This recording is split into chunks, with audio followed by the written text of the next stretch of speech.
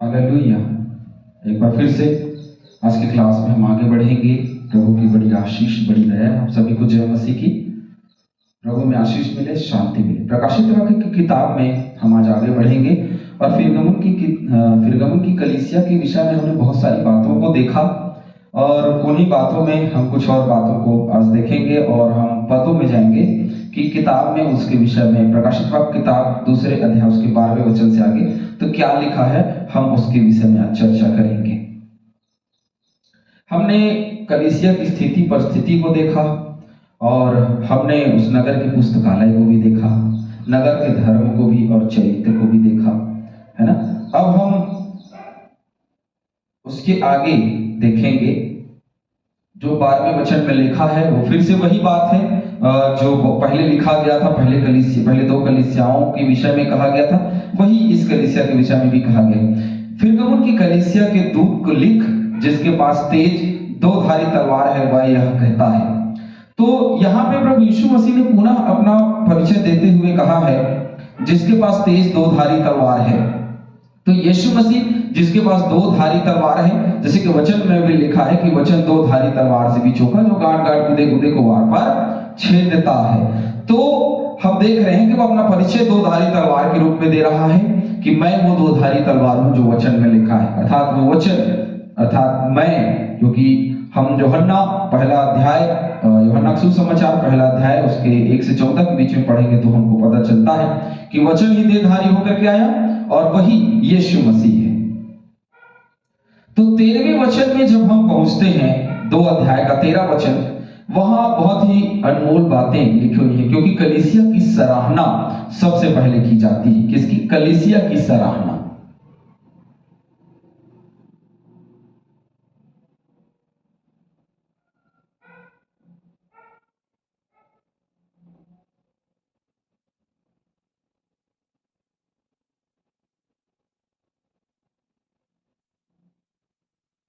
तो कलीसिया की सराहना को हम देखते हैं कि कैसे वो कलीसिया को सराहता है, कैसे वो कलीसिया को उत्साहित करता है, कैसे वो कलीसिया को कहता है कि तुझ में कुछ बात तो है।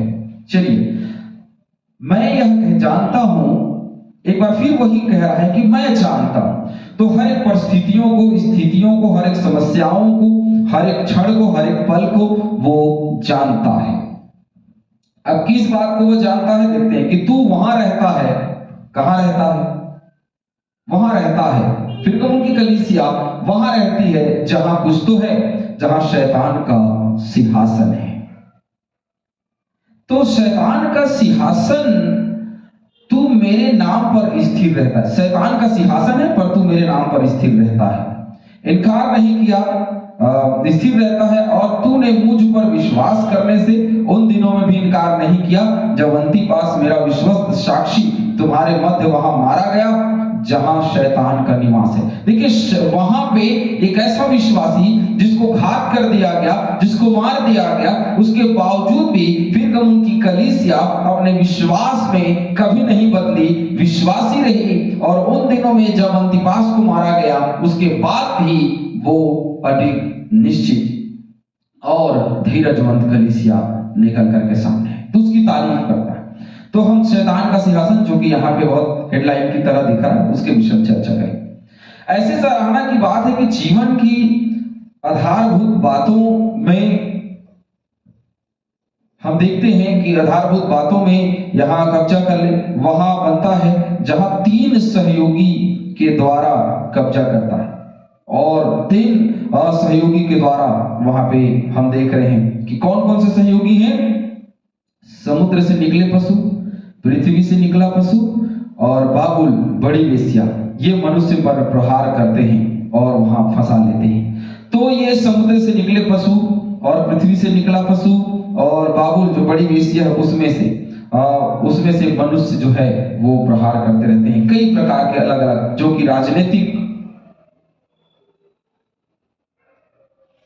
राजनीतिक तौर पे और सामाजिक तौर पे और प्रशासनिक तौर पे और मानसिक रूप से धार्मिक सताव हम देखते हैं। और इन सताओं के बावजूद भी वो अडिग रहते हैं। तो वहां रहता है जहां शैतान का सिंहासन है। तो शैतान का सिंहासन, फिर उस शहर में जितने लोग थे उससे ज्यादा देवी देवता थे। शैतान का सिंहासन कहां लगता है? जहां अधिक से अधिक देवी देवताओं की बात की जाती है। तो वहां पे अधिक से अधिक देवी देवता थे और मनुष्य जितने थे उससे कहीं ज्यादा देवी देवताओं की उपासना की जाती थी, उसकी पूजा अर्चना की जाती थी। तो ये बात भी हम देखते हैं। और वहां पर बहुत से देवी देवताओं के मंदिर भी थे, जैसे कि हमने पिछले दिनों में कहा, कैसर का मंदिर, डायोनिसस का मंदिर और एस्क्लेपियस का मंदिर और अथेना का मंदिर। ये 4 मंदिर जो प्रमुख बड़े थे। उसके बाद छोटे छोटे मंदिर और भी बहुत सारे थे और बहुत ज्ञानवान लोग भी यहाँ फिरगमुन की कलीसिया फिरगमुन में रहा करते थे। इसलिए वो ज्ञानवान अलग अलग तरीके से उपासना के रूप में अलग अलग देवी देवताओं की उपासना किया करते थे। वहां सच्चे परमेश्वर की अधिकांश लोगों के बीच में अनुपस्थिति थी, क्योंकि उनको पता ही नहीं था कि सच्चा ईश्वर कौन है।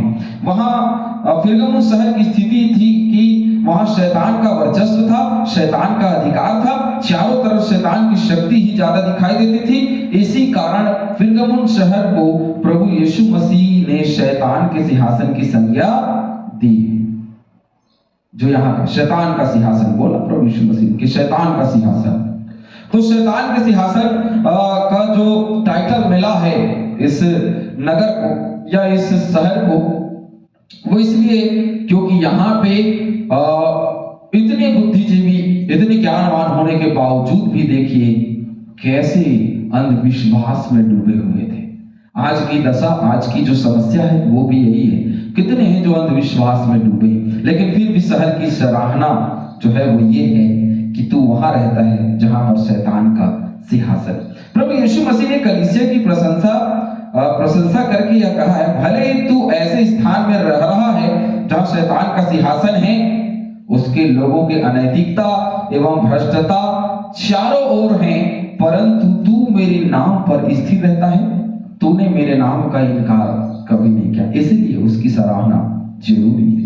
आज कितनी कलीसियाएं हैं जो कठिनाई और सताव के बावजूद भी टिकी हुई हैं, अडिग हैं, अपने विश्वास में प्रबल हैं और कितनी भी सताव आ जाए वो अपने परमेश्वर के साथ वो नहीं छोड़ते हैं। उस समय भी विश्वास की गवाही के कारण लोग मारे जा रहे थे, जैसे आज मारे जा रहे हैं, उस समय भी मारे जा रहे थे। ऐसा नहीं कुछ नया हो रहा है आज के समय में कि आज के दिनों में कुछ नया हो जा रहा है, लोगों को सताया जा रहा है, मारा जा रहा है, पीटा, कुछ नया नहीं है। पहले भी ऐसा होता था और उससे भयानक होता था।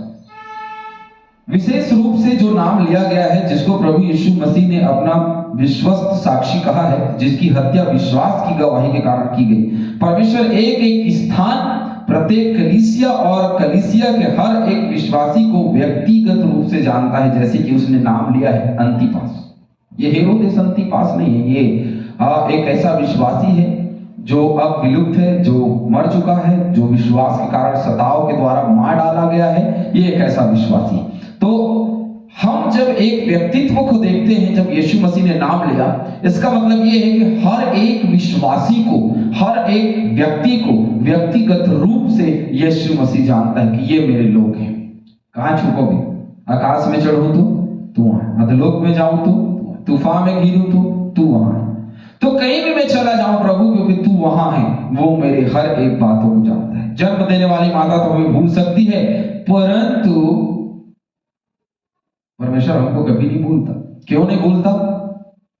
क्योंकि उसने अपने हथेली पर हमारा चेहरा खोद करके रखा।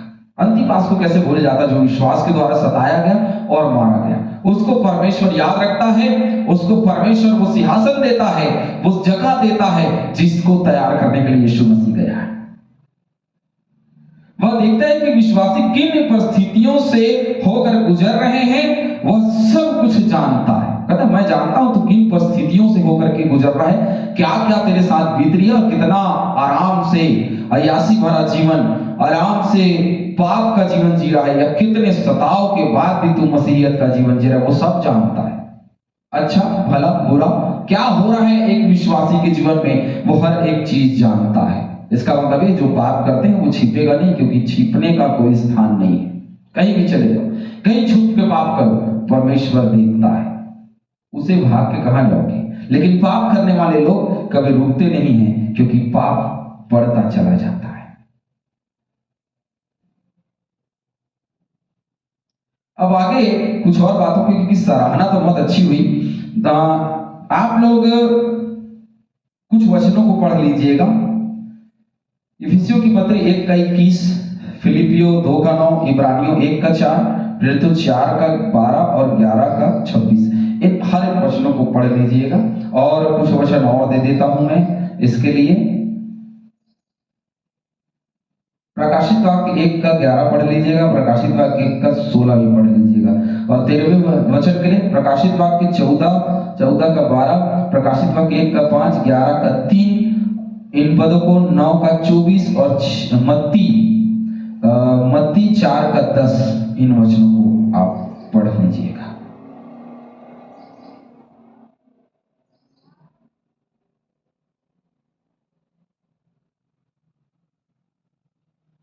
अब शैतान का जो सिंहासन कहा गया है, हम इस पे आएंगे।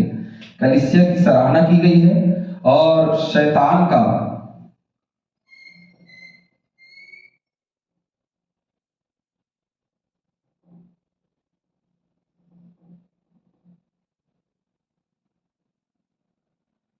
क्या शैतान का सिंहासन आज मौजूद है हमारे नगर, हमारे शहर, हमारे गांव, हमारे देश? क्या शैतान का सिंहासन मौजूद है? मैं कहूंगा यस। शैतान का सिंहासन गांव, नगर, देश के साथ साथ हमारे घर में भी स्थित है। और वो हमारे परिस्थितियों को देखता है, उन्हीं परिस्थितियों में चोट करता है और चोट करके हमको पाप में गिराता है। आज प्रत्येक व्यक्ति पाप में गिर जाता है क्योंकि उसको वो बात पता ही नहीं है कि शैतान कैसे उसको इस्तेमाल कर रहा है। शैतान एक व्यक्तित्व को कैसे इस्तेमाल करता है, देखिए आप। मान लीजिए ये मनुष्य, अब इसको वो कैसे इस्तेमाल करता है? मन से, धन से, धन से,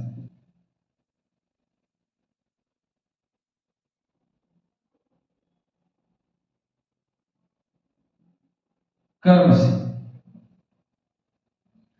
ये 4 बातें हैं जिसे शैतान, कर्म मैंने जोड़ा है, लेकिन ये 3 चीजें पूर्णता का प्रतीक है। ये 3 चीजों में सारी चीजें पूरी हो जाती है, लेकिन चौथा मैंने इसलिए जोड़ा क्योंकि इंसान कर्म से कर्म के आधारभूत तरीके से स्वर्ग पाना चाहता है, लेकिन उसको ऐसे स्वर्ग नहीं मिलेगा। मैं आपको बताता हूं, ऐसे स्वर्ग नहीं मिलेगा।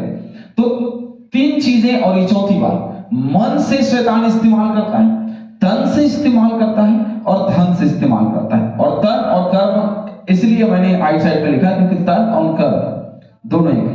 तो इंसान के कर्म तन से होते हैं, मन से होते हैं और धन से होते हैं। याद रखना, ये तीनों इस कार्य को करते हैं। जिसके पास जो मन से खराब है वो अपना कर्म भी खराब करता है। जो तन से खराब है, जो मन से खराब है वो तन से खराब है, जो तन से खराब है वो धन से भी खराब है। क्योंकि ना ही वो परमेश्वर को अंत देगा, ना ही वो परमेश्वर को समय देगा, क्योंकि उस धन को समय देगा और धन अपने पास अर्जित रखेगा, वो उसका स्थान नहीं देगा। उसको उसका उच्च जो स्थान होना चाहिए वो स्थान नहीं दे पाएगा, वो धन के पीछे जिंदगी भर भागता रहेगा। तो शैतान के ये प्रमुख हथियार हैं जिससे मनुष्य के जीवन को इस्तेमाल करता है। इसीलिए प्रभु यीशु मसीह ने कहा कि तू संपूर्ण तन, मन और धन से परमेश्वर से प्रेम रख। संपूर्ण तन, मन और धन से परमेश्वर से प्रेम रख। यदि हम इन तीनों से प्रेम रखेंगे तो हमारा कर्म परमेश्वर के साथ होगा और अच्छा होगा। लेकिन यदि हम ये तीनों से प्रेम नहीं कर पा रहे हैं परमेश्वर से, तो हमारा कर्म भी सही नहीं होगा। ऐसे ही मनुष्य के लिए भी ये सूत्र मनुष्य के लिए भी लागू होता है ना? चलिए इसको सूत्र जैसा बना देते हैं। तन, मन, धन।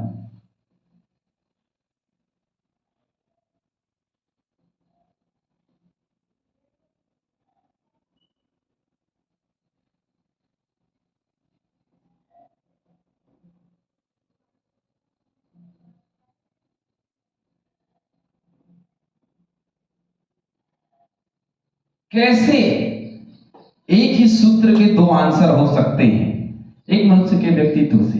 तन मन धन बराबर पाप, तन मन धन बराबर स्वर्ग। ये गणित का सूत्र नहीं, ये बाइबल का सूत्र है। तन मन धन शैतान के लाभ में, शैतान के प्रभाव में है तो वो पाप है।